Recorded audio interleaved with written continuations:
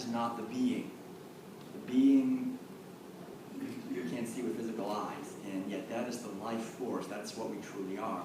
And when we begin, through our spiritual practice, to realize we are that, we are the eternal life that has never been born and will never die, and we're manifesting the vehicle here, we'll begin to have born within our heart the great compassion. Begin to see others as sacred manifestations of the same life. And it won't be that we have to try hard not, to be kind to them. I think in the beginning, that's like training wheels. We do need ethical teachings, not to harm others. But once we begin to realize, it'd be like this finger hitting this finger. We're all parts of the same hand. If these fingers were fighting with each other and I'm trying to play the piano, I wouldn't get too far.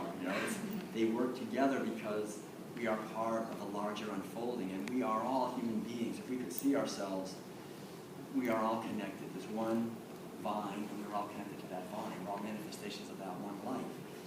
And all living beings are that also.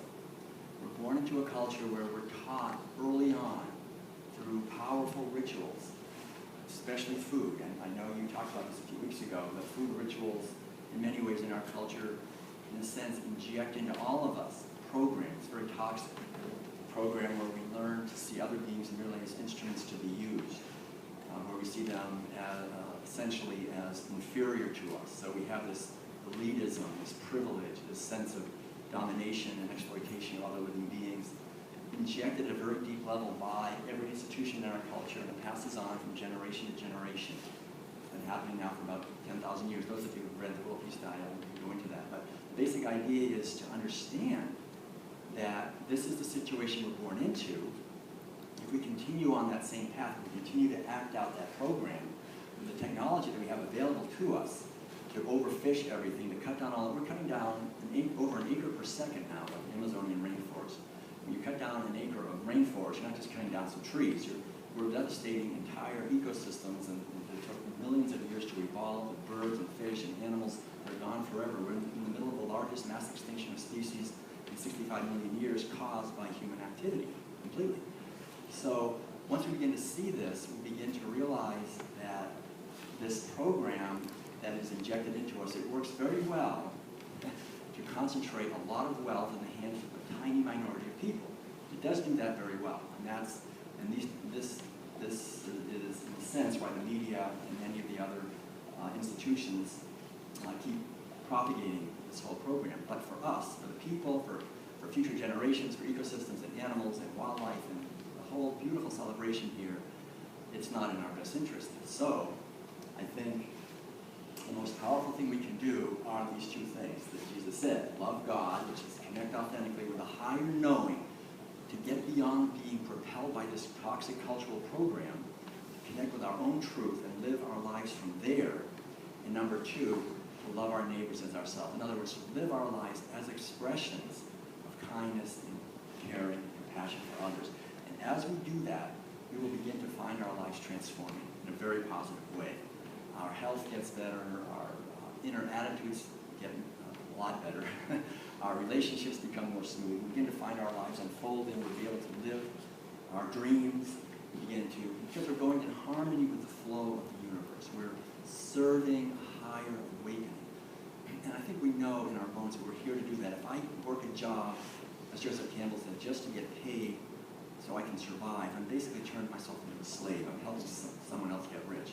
But when we find a way to live our lives as expressions of our purpose, then we begin to be a force for the healing of our planet. So I think all of us, the beauty is we come together like this as a community, and we can support each other in questioning the cultural indoctrination and also creating an alternative, creating communities that are based on love and harmony and equality and justice and freedom.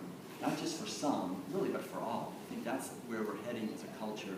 This is the evolution, which is in many ways a revolution. It's such a fundamental change.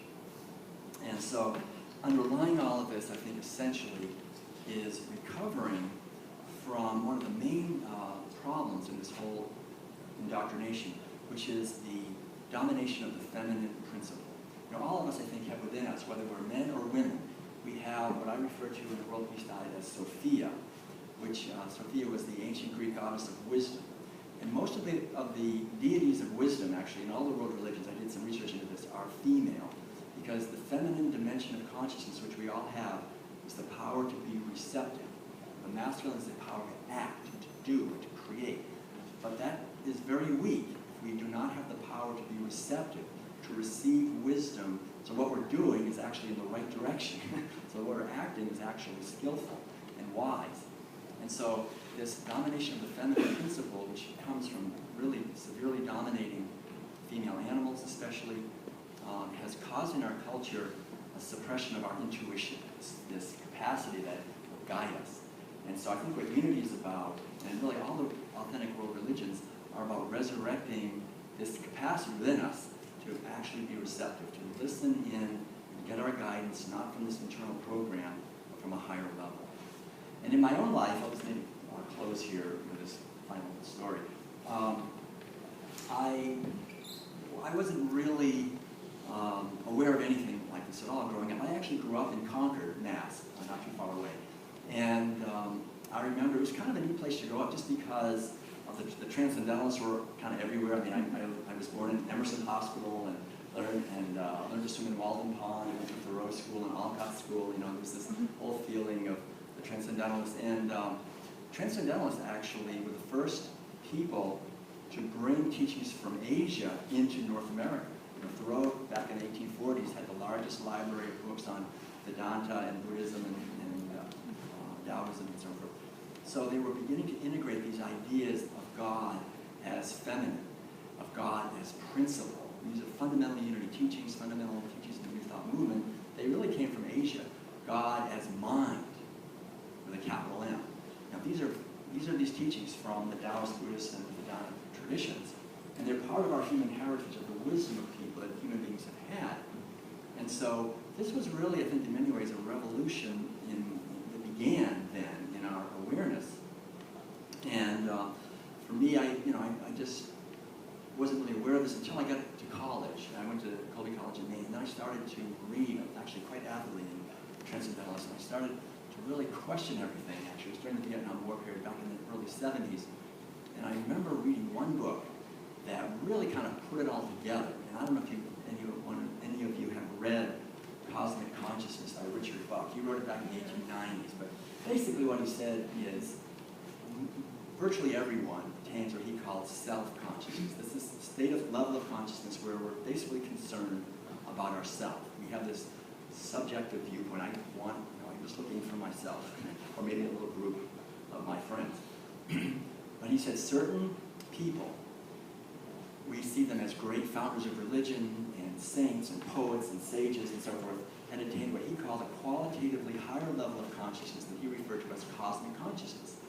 And he said people like Jesus and the Buddha and many other, Walt Whitman, many other great teachers, both men and women, had attained this cosmic consciousness. And he said that it is part of the evolution of humanity that we will all get there. That is our purpose, in a sense, is to leave that narrow, sectarian, fearful state of consciousness behind and evolve spiritually to cosmic consciousness where our lives become an expression of compassion and joy and freedom and creativity, as these certain people obviously were, that they had reached that. And so I remember reading that and just thinking, wow, that's it. All right, that's it.